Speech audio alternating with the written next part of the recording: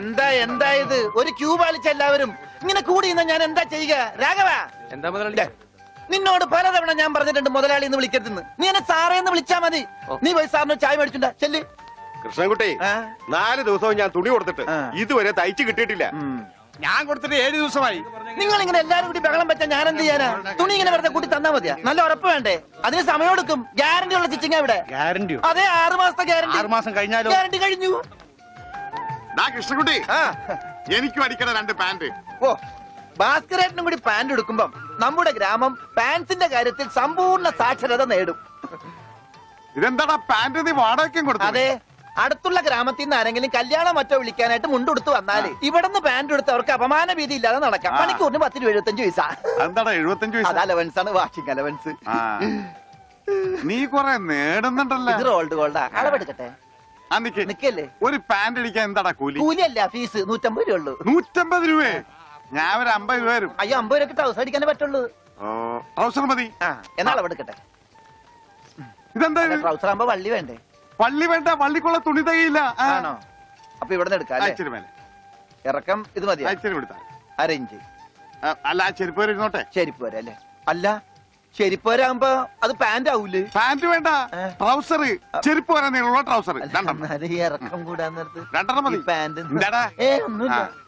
അതെ, ഇന്നീ അപ്പൊ എന്നാ ഞങ്ങൾക്ക് ട്രൗസർ മതി. അയ്യടാ, ട്രൗസർ എടുക്കാൻ പറ്റിയ ഒരു പ്രായം. തനക്ക് തുണി ഇല്ലാതെ നടന്നാ മതി. പണ്ടാരും ചെയ്യും. ഞാൻ പച്ച തുണിയാ കൊടുത്തത്. ഞാൻ നീലയാ കൊടുത്തത്. ഞങ്ങളുടെ കാല് തിരിഞ്ഞു പോയി. തല തിരിഞ്ഞു പോയെന്ന് കേട്ടിട്ടുണ്ട്. കാല് തിരിഞ്ഞു പോയെന്ന് ആദ്യമായിട്ട് കേൾക്കുക. പല ഡോക്ടറെ കൊണ്ട് കാണിക്കണോ? ഡോക്ടറെ കാണേണ്ട നീ ഞങ്ങളുടെ കാല് മര്യാദക്ക് മാറ്റി വെച്ചതാ. എവിടെ മാറിപ്പോയെന്നാണ് ഈ പറയണത്? തന്റെ പാന്റിന്റെ കളർ എന്താ? നീല. ഇങ്ങനെ നീങ്ങിന്നേ. ഇത് നീലയായില്ലേ? തനിപ്പുറത്ത് വന്നേ. പുറത്ത് വാടോ. വെളിച്ചപ്പാടിന്റെ പാന്റിന്റെ കളർ എന്താ? പച്ച. പച്ചയല്ലേ 2 കാലും? എന്താ പറയണം? നടക്കുമ്പോ അങ്ങനെ അഡ്ജസ്റ്റ് ചെയ്താ പോരെ?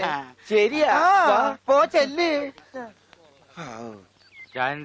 മിസ്റ്റർ പ്രഭാകർ, നിന്റെ ആന ഒരു ദിവസത്തേക്ക് വേണ്ടി വരും എനിക്ക്. എന്റെ പുതിയ കടയുടെ ഉദ്ഘാടനത്തിനാ. ഈ ആന ഉദ്ഘാടനം ഒന്നും ചെയ്യില്ലേ?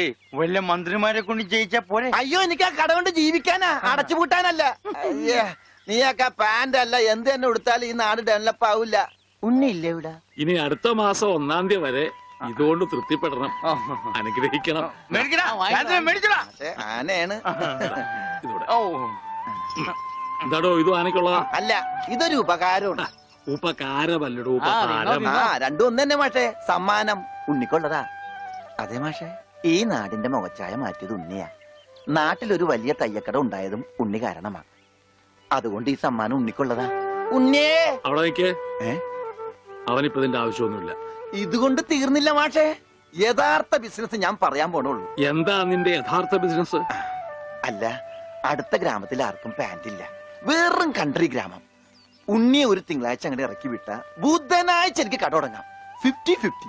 അതാ കടയുടെ പേര്? ഏയ്, നമ്മൾ തമ്മിലുള്ള ലാഭക്കരാറാണ് 50-50. ഉണ്ണിയെ ഒന്ന് ഇറക്കി വിടുമോ മാഷെ? അങ്ങോട്ട് തോന്നിക്ക്. ഉണ്ണിയ ഉണ്ണേ എന്താ മാഷെ ചന്തിക്ക്? ഇപ്പൊ ഇതിരിക്കട്ടെ, ബാക്കി 50 അടുത്ത ബുധനാഴ്ച.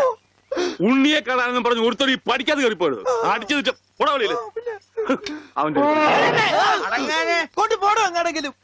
എന്നാ കൃഷ്ണൻകുട്ടി, കടയുടെ ഉദ്ഘാടനം? അത് പറയാൻ മറന്നുപോയി. നിന്റെ അമ്മൂമ്മയുടെ 16 അടി എന്തിന്? കവലക്കാണെങ്കിൽ ലിഫ്റ്റ് തരാം. എടോ, ആനയുടെ ഡ്രൈവറെ പറഞ്ഞു അമ്മൂന് കൊടുക്കൂ. ഓ മോനെ, ആ കത്തൊന്ന് മേടിച്ച് ഇങ്ങോട്ട് വാ.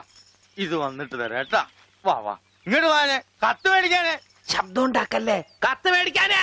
ഇങ്ങോട്ട് മേടിക്കാനേ കത്ത്. ഇങ്ങോട്ട് മേടിക്കും. ആ മേടിച്ചോ? മേടിക്കാനകത്ത് അങ്ങനെ. അതെ, ഈ തുമ്പിക്കൈയിൽ വെച്ചിട്ടേ ഈ ലഡു ഒന്ന് അവന് കൊടുക്കാൻ പറഞ്ഞ. തനിക്കല്ല, അവന്. ഉണ്ണി ഈ ലഡു കൊടുക്കാനേ.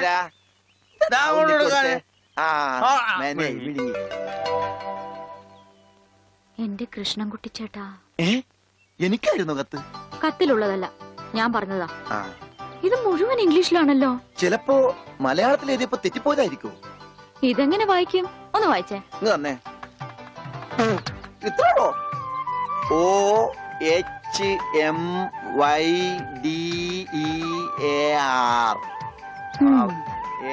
ഇങ്ങനെ വായിക്കാൻ ആർക്കാ പറ്റാത്തത്? കൂട്ടി വായിക്കേ. ഇത് കൂട്ടക്ഷരമാണ്. ഈ ഡോക്ടർമാർ എഴുതൂലേ അതുപോലത്തെ. ഇത് കൂട്ടി വായിക്കണമെങ്കിൽ ഇംഗ്ലീഷ് മരുന്നിടെ തന്നെ കൊണ്ടുപോകണം. ഇത് ആർക്കാ? അമ്മൂന. പിന്നെ ആരോടും പറയരുത്. അകത്ത് മുതലാളിയോട് ചോദിക്കാൻ പോയതാവും അല്ലേ? ഇത് ആഹാരത്തിന് ശേഷം 3 നേരം. ഇത് വേദനയുള്ള എപ്പ കഴിക്കുക? വേദന ആർക്ക്? അപ്പൊ താൻ ഇങ്ങനെയല്ലേ മരുന്ന് കൊടുക്കുന്നത്? ശരിയാക്കി തരാടോ, ശരിയാക്കി തരാ. ഈ കണക്കിന് തന്നെ വിശ്വസിച്ചൊരു പെണ്ണ് ലവ് ലെറ്റർ തന്നാ താൻ അവൾക്ക് കൊടുക്കുന്ന വയറിളക്കാനുള്ള മരുന്നായിരിക്കുമല്ല. വന്നേ വന്നേ.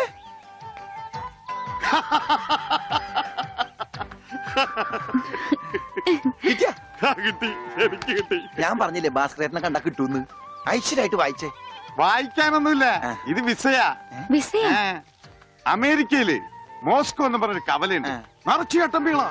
അവിടെ ഒരു സായിപ്പനെ തല്ലാൻ വിളിച്ചിരിക്ക. പക്ഷെ ഒരു കുഴപ്പം, റോളറ് കിട്ടുള്ളൂ. അപ്പൊ കാശ് കിട്ടൂലേ? റോളർ തന്നെയാടാ കാശ്. ഇത് വിസ, ടിക്കറ്റ്. ഇത് ടിക്കറ്റ് വിസ ഒന്നും അല്ല, ഇത് ലവ് ലെറ്ററാ, പ്രേമലേപനം. ലവ് ലെറ്ററാ? Who are you? ആരാ എഴുതിയത്? അയ്യടാ ചേട്ടനല്ല. അത്രക്ക് ദാരിദ്ര്യമുള്ള പെണ്ണുങ്ങളൊന്നും ഈ നാട്ടിലില്ല. ഇതേ നമ്മടെ ഉണ്ണി അമ്മൂന് എഴുതിയ കത്ത. അത് ശരി.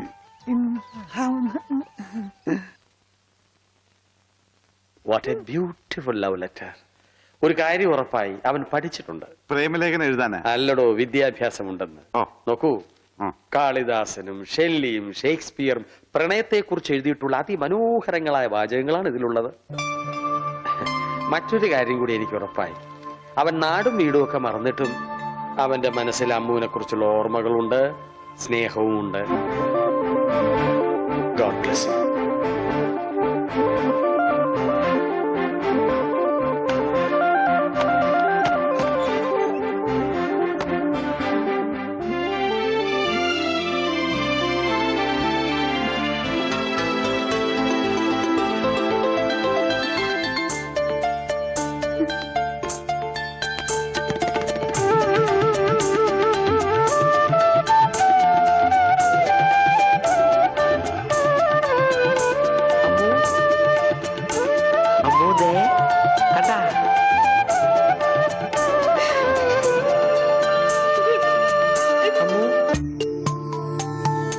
നിനക്കെങ്കിലും കുറച്ച് ബോധം ഔട്ടാവും ഞാൻ വിചാരിച്ചത്. ഇത് ആരാണെന്നറിയോ? എന്റെ ശിഷ്യനാ. മാഷല്ല അപ്പുറം. ഞാനിവന്റെ ആശാനായിരുന്നു രക്ഷപ്പെട്ട്. മറിച്ച് ഞാനിവന്റെ ശിഷ്യനായിരുന്നെങ്കിൽ നിന്റെ ഭാസ്കരാ. Present sir. നടക്ക് നടക്ക്.